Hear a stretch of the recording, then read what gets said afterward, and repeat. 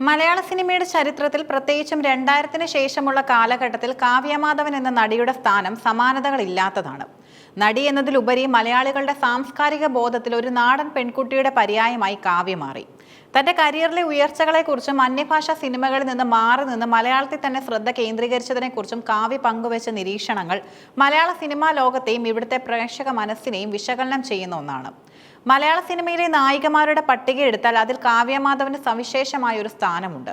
മറ്റു നടിമാരിൽ നിന്നും വ്യത്യസ്തമായി മലയാള സിനിമയുടെ അതിർവരമ്പുകൾക്കുള്ളിൽ നിന്ന് തന്നെ വമ്പിച്ച താരമൂല്യം നേടിയെടുക്കാൻ കാവ്യയ്ക്ക് സാധിച്ചു.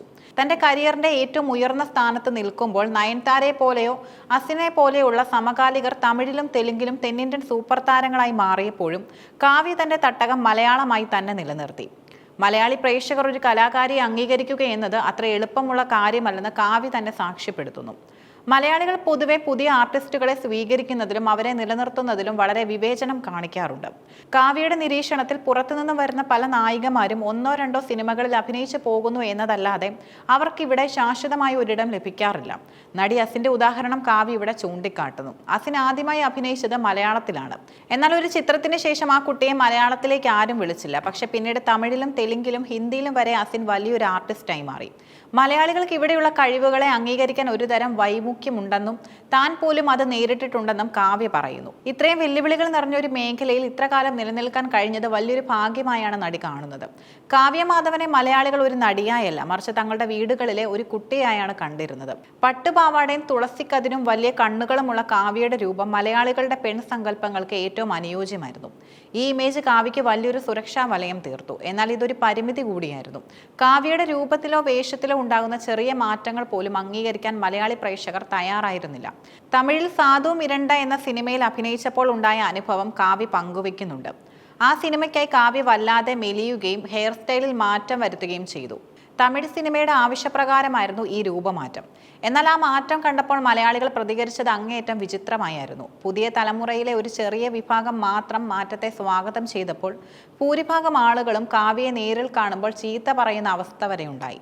തങ്ങൾക്ക് ഇഷ്ടപ്പെട്ട ആ പഴയ കാവ്യയെ നഷ്ടപ്പെടുന്നതിലുള്ള അമർഷമായിരുന്നു അവർ പ്രകടിപ്പിച്ചത്.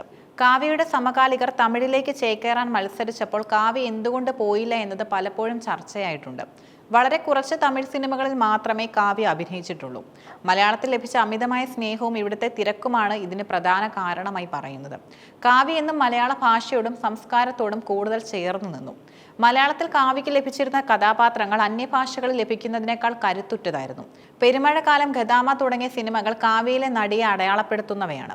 മലയാളത്തിലെ ഒന്നാം നിര നായികയായിരിക്കെ മറ്റൊരു ഭാഷയിൽ പോയി 0 മുതൽ തുടങ്ങാൻ കാവ്യ ആഗ്രഹിച്ചിരുന്നില്ല. ലാൽ ജോസ്, കമൽ തുടങ്ങിയ സംവിധായകരുടെ സിനിമകളിലൂടെയാണ് കാവ്യ വളർന്നത്. ദിലീപ് കാവ്യമാധവൻ ജോഡി മലയാള സിനിമയിലെ എക്കാലത്തെ മികച്ച ഭാഗ്യ ജോഡികളായി മാറി. ഇവർ ഒന്നിച്ച ചിത്രങ്ങളെല്ലാം ബോക്സ് ഓഫീസിൽ വമ്പിച്ച വിജയം നേടി. മീശമാധവൻ, തിളക്കം, റൺവേ തുടങ്ങിയ ചിത്രങ്ങൾ കാവ്യയുടെ താരമൂല്യം വർദ്ധിപ്പിച്ചു. ഇത്രയും വലിയ വിജയങ്ങൾ മലയാളത്തിൽ ലഭിക്കുമ്പോൾ മറ്റൊരു ഭാഷയിലേക്ക് പോകേണ്ട ആവശ്യം കാവ്യയ്ക്ക് തോന്നിയിട്ടുണ്ടാകില്ല. മലയാളികൾ മറ്റാരെയും അംഗീകരിച്ചില്ലെങ്കിലും തന്നെ അംഗീകരിക്കുന്നുവെന്ന തിരിച്ചറിവ് കാവ്യയ്ക്ക് വലിയ ആത്മവിശ്വാസവും നൽകി. എന്നെ അംഗീകരിക്കാൻ ബുദ്ധിമുട്ടുള്ള മലയാളികൾ പോലും അംഗീകരിക്കുന്നുണ്ടെങ്കിൽ ഞാൻ എവിടെ പോയാലും അംഗീകരിക്കപ്പെടുമെന്ന ഉറച്ച വിശ്വാസവും കാവ്യയ്ക്കുണ്ടായിരുന്നു.